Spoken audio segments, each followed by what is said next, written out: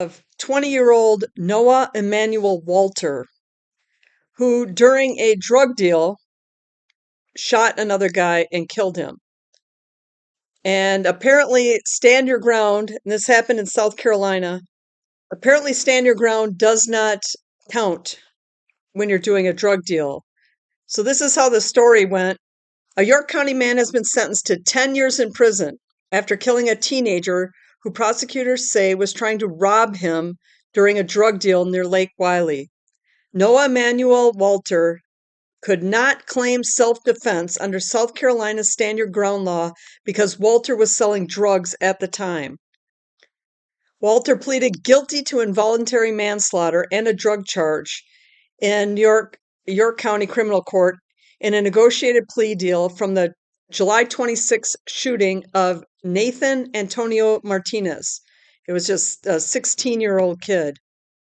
York County Sheriff's Office deputies originally charged Walter with murder, but the investigation showed Martinez had planned to rob Walter after the two met in a car for Walter to sell Martinez a THC vape.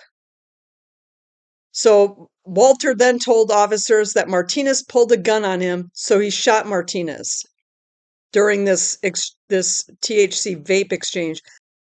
But Mr. Walter said that he had a Glock pistol in his lap, and after being confronted by Mr. Martinez, he grabbed his pistol and he shot Martinez 3 to 4 times. Mr. Walter initially denied that drugs were involved in this incident, but eventually admitted he had been contacted by Mr. Martinez about selling him a THC cartridge. Walter fled after the shooting, but detectives tracked Martinez's cell phone to Walter's home, according to Anthony. Okay, text messages found by investigators showed Martinez had plotted to rob Walter.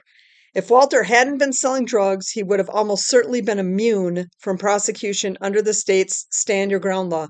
So his mistake was he ended up shooting this guy during a drug deal.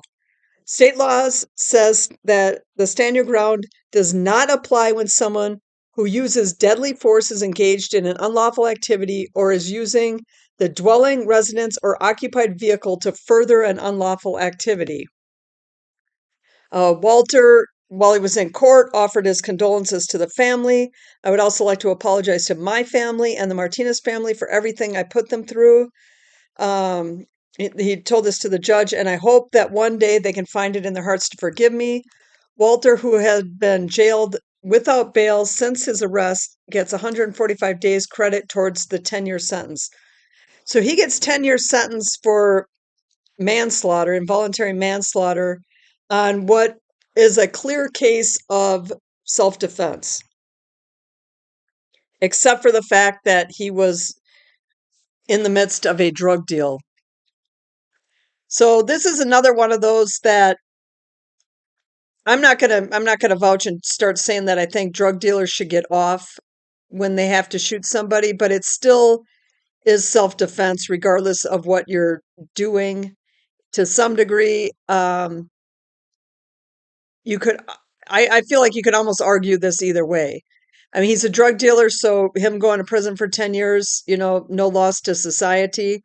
Um, but he's not even going to prison for the dealing of the drugs. He's going to prison for killing a guy while selling drugs. But either way, you mess around and find out, I guess, is what this one comes down to.